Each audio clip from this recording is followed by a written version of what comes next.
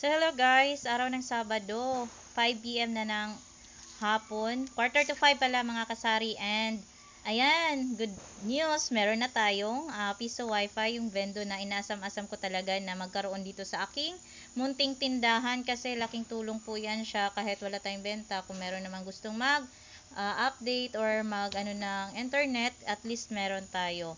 So ayan, merong mga tatlong sasakyan dyan sa harap ng Zinaida, and ako naman ay naglilinis pa ng ating tindahan, yung sa harap ng tindahan natin. So winawalisan ko po yan siya mga kasari, kasi ilang days tayong hindi nagbubukas ng tindahan, na wala tayong open umaga hanggang gabi. So nagstay lang ako sa bahay kasi nga malapit na yung due ko. Next month is due ko na sa aking third baby. So ayan, linis-linis na tayo at mag-aalaga ng bata doon sa bahay. Pero ngayon po ay nagbukas talaga ako ngayon mga kasari, kasi nga wala naman masyadong ginagawa doon sa bahay, at siguro mga hanggang 12 ako dito, and then si partner na kung meron pa namang mga tao.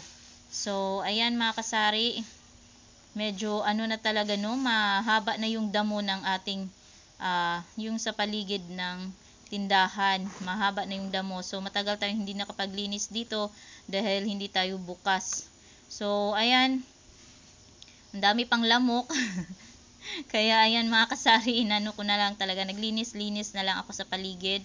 And then yung wifi natin, so malakas po yan siya at hindi po limited yung wifi. So pwede mo po yan siya i-post, yung kung ilang minutes pwede mo yan siyang gawin. So ayan yung nadagdag sa ating tindahan. So hindi pa tayo nakapagpa-selling talaga, kailangan kasi ng malaking budget. Inuna po muna namin yung magkaka-income kami. So ayan mga kasari ang inuuna namin. So instead na magkisami, kasi wala pa kasing balik dyan, kukuha tayo sa tindahan dyan, kaya ayan, nahuli yung pagpapakisami at saka pagpapaganda ng ating tindahan. So far okay pa naman yung tindahan, kaso lang kailangan lang talaga ng linisan, kasi nga kapag dito ka sa probinsya, madaming mga ano ba yan tawag yan, gagamba yung sa bahay, yung sa ceiling natin. So yan ang kailangan nating madalas nating dapat nililinis.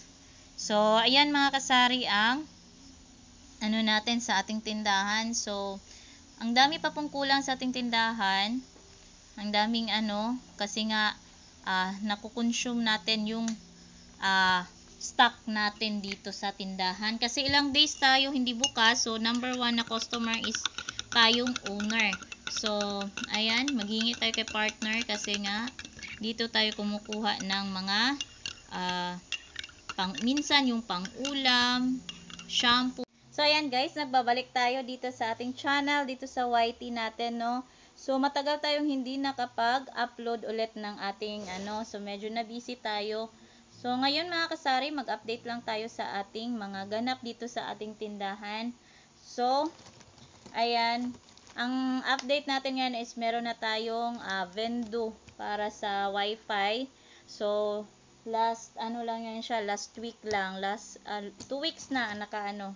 So hindi lang ako nakapag-update sa inyo yung mga bago nating ano. Matagal ko na yan siyang inaano sa inyo, na kailangan ko talaga na magpa-vendo dito sa tindahan, kasi madaming naghahanap.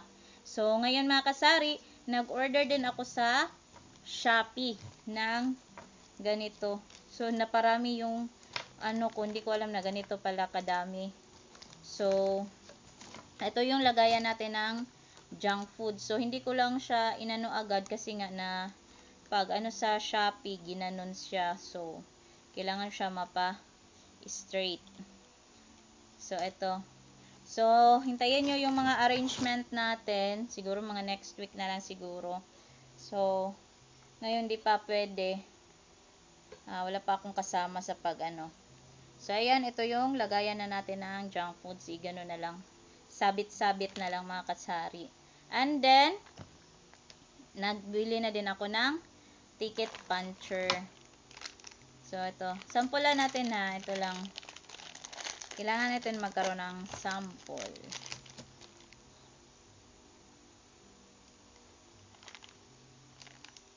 Tama ba? Okay. So, ayan. So, kunyari, meron tayong ano dito. Parang junk foods. Alam ko, nakita ko lang to sa Shopee. Ang dami nang naghahanap ng mga ganito. So, ayan. Igaganyan na lang natin. No? Tapos, sabit.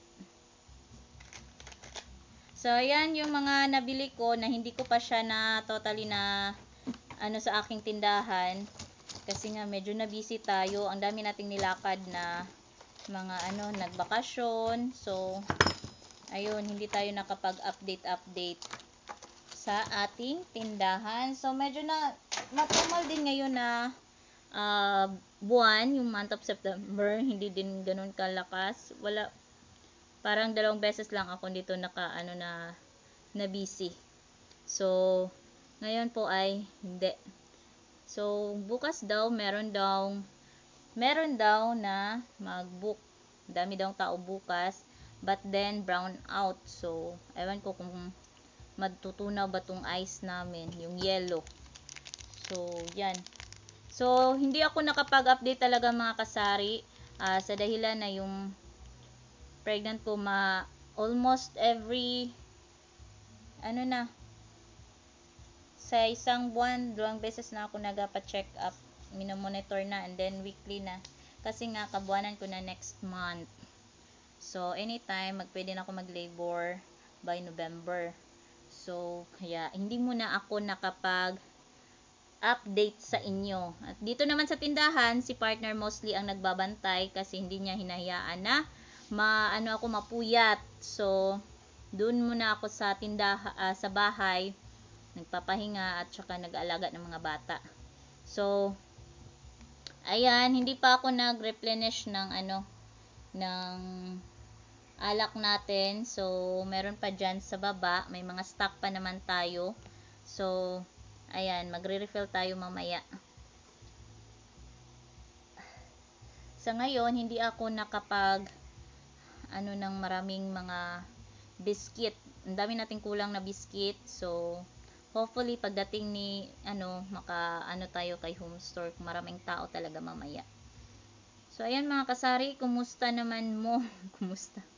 So, kumusta kayong lahat? Sana ho, hindi kayo magsawa pa din sa aking mga videos. Alam ko, matagal na akong hindi nakapag-upload.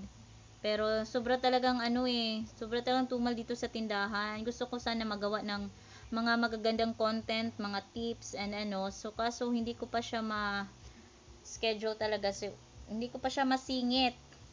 Hindi ko pa siya masingit para sa inyo. So, hopefully sana mag-improve yung natin, no, yung content natin. At makapagbigay tayo ng magandang idea sa inyo. So, sa mga baguhan na nagtitinda, so go lang ng go. Keep going. So, pasasaan ba at mag-i-improve pa din yung natin. Kikita pa din tayo. Yung mga nalulugmok na tindahan, continue pa din. Gawan pa rin ang paraan natin para ma-survive yung tindahan. Basta mag-watch lang kayo kung paano na masusurvive yung mga matutumal na mga natin. Wag natin hayaan na mag-steady lang tayo sa tindahan. So, dapat number 1 customer kasi is tayo talaga. Tayong owner. So, number 1 tayo na customer sa ating tindahan. Kaya, kahit wala kaming benta dito kami kumukuha. So, dapat lang na binabayaran natin. So, parang may kita pa din yung tindahan. So, like sa mga toothpaste, shampoo, sabon, ganyan mga kasari, yung mga daily needs natin, dito natin kukunin sa ating tindahan para pagdating ng panahon, is babayan sweldo ni partner or ni mababayaran. So, yan mga kasari ang natin ngayon.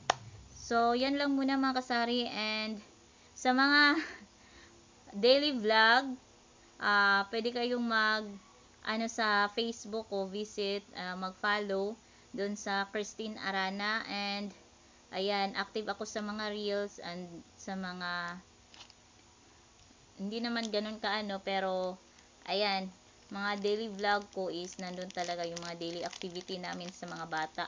Doon ko inaano sa Facebook. So, ayan mga sari, thank you so much for watching and hopefully na makabenta tayo ng mas malaki. So, thank you so much for watching. Bye-bye. God bless everyone. Happy selling po.